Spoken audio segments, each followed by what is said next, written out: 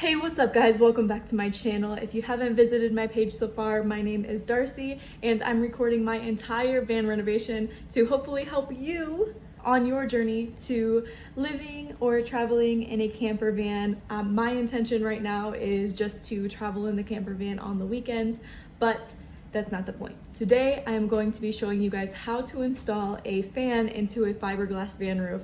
I did have a lot of trouble finding the answer to whether or not this is okay online. A lot of people said, don't do it, and a lot of people said, do it. Like, it was just back and forth. So I did it anyway, and everything was successful. So I'm going to show you guys how to do that right now. Alright, to start off with, you're going to need the fan of your choosing. I chose the Max Air Fan 5100 in white to match the top of my van. Then you'll need at least 2 bottles of lap sealant. You're going to need a drill. You're not going to need a chisel, a pencil, a jigsaw, some measuring tools. I got some new jigsaw blades and some butyl tape. The very first thing that you want to do is get on your roof and find the best spot to put your fan and outline where you'll be cutting.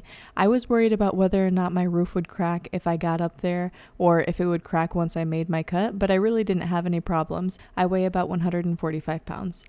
These vans curve down at the very front, so I used a level as a flat surface to see where things straightened out, and then I made a mark at that spot. So anything behind that spot is where you can put your fan. You don't have to use the level specifically, just use whatever flat surface you have available and that'll be fine. Then you have to measure up from the sides of the van inward and attempt to get it square with the rest of the van. This was actually really difficult because I didn't know where to start measuring on that curve. I did try to use a flat surface to make it even and measure from that, but that was still pretty difficult. The tip that my dad gave me was to use other things as a perspective. So if there's a house directly across the street from you, or a road, or anything that's flat with the horizon, try to line up with that and then take a look from the top view and decide if that looks straight compared to the sides of the van, and then just go based off of that. That's exactly what I did, and I'm really happy with the results that I had.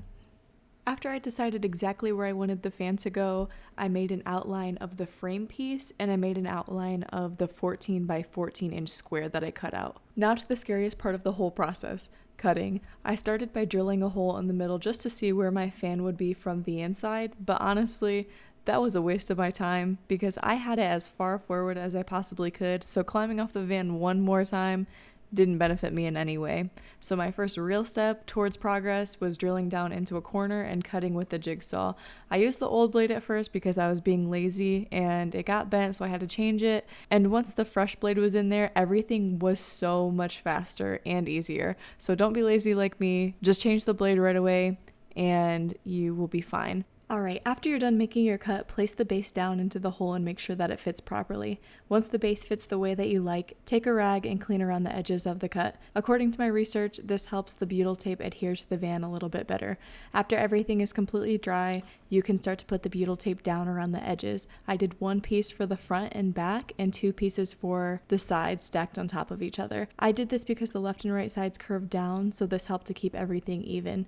Also, while I was online looking around and doing all my research for this project, I did run across someone who did 3D printed bases for specific vans with different types of curved roofs, so the surface would be flat. I don't know his name or contact information, but I think that it may be worth looking into depending on your van. My method worked great for me. After the butyl tape was down, I put the base back down into the hole and pressed down on all edges so it would stick on the butyl tape. Then I started to screw. You don't want to screw down into every hole on one edge. You want to screw down on one side, then hop to the opposite end, screw down, then continue moving from side to side, screwing down, so that way everything is even.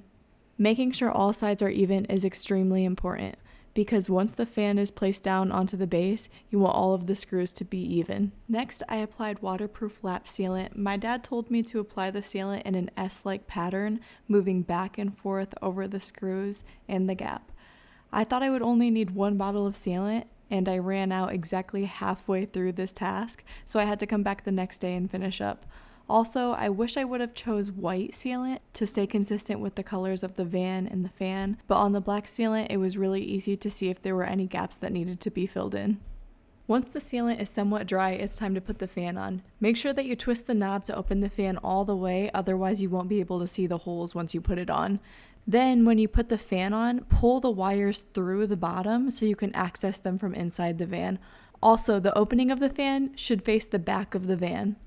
After you put the fan on, it's time to screw. Since you double and maybe even triple checked that everything was even before sealing, you should have no problems for at least 3 out of the 4 holes, because I double and triple checked my holes, but for some reason my 4th hole just would not line up.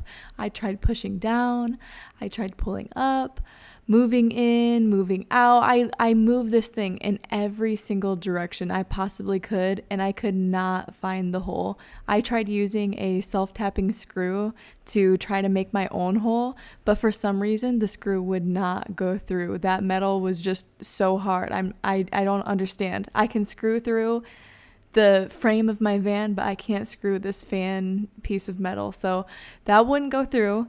And my dad was gone and he had all of the drill bits, so I ended up taking the breeze area of the fan off so that way I could get a little bit more leverage to push down harder onto the fan, and I was able to find the hole and finally get it in.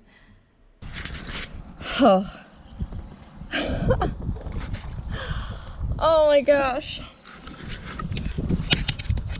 After my quick sigh of relief, I put my screws back in, admired the van a little bit from the inside, and climbed back on the roof to finish sealing. I put the remaining black sealant around all of my screws and then cut pieces of butyl tape long ways to spread along the seam of the base and the fan. There was already a piece in there to seal it, but I'm a better safe than sorry kind of person, so I just put the extra layer of protection on just in case. The very last thing that you have to do is get the fan hooked up to your electrical system. I actually waited about a month before finishing the electrical part of this project because I didn't know exactly what I wanted to do for my electrical system, so that's why you're seeing a little sneak peek of my van build here. But ultimately for the electrical system, I decided to go with the EcoFlow Delta 1300. This is a portable power station that can get charged from a wall outlet, charged from your car while it's driving, and from solar. This thing is super, super cool and perfect for my personal goals with the van. And this is what I'll be hooking the fan up to. This device has one 12-volt car charger port and the fan has 12 volts. So I bought a 13-foot adapter that I could plug into the electrical system and wire up to the fan. The first thing I did was use wire cutters to strip the shielding off of the wire. Then I connected positive to positive and negative to negative. There are several different ways of accomplishing this, but my dad taught me how to do it with wire nuts. Okay, so positive with the red one, and then twist them together a little bit. Your wire nut's going to do the same thing with that. Just got to do a little bit of twist. Sometimes if you don't twist them together, you only bite on one and the other one will fall out. It seems like you twist them together, then they stay together better. Okay, it appears that that one Tape. is good. So just tape them together so they don't fall off. Yeah, tape to the wire, tape to the nut, just a little extra security. Alright, tape it for a little bit of extra security.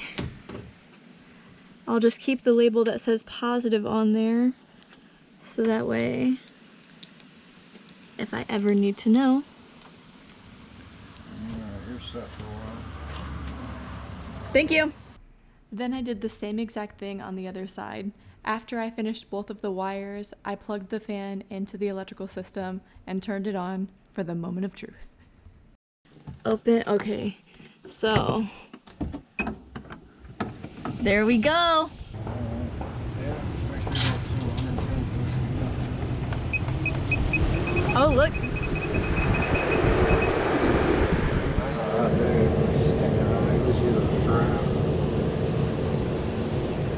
There we go! That's my fan!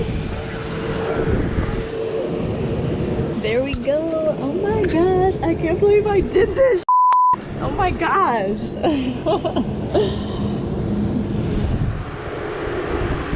I'm just happy.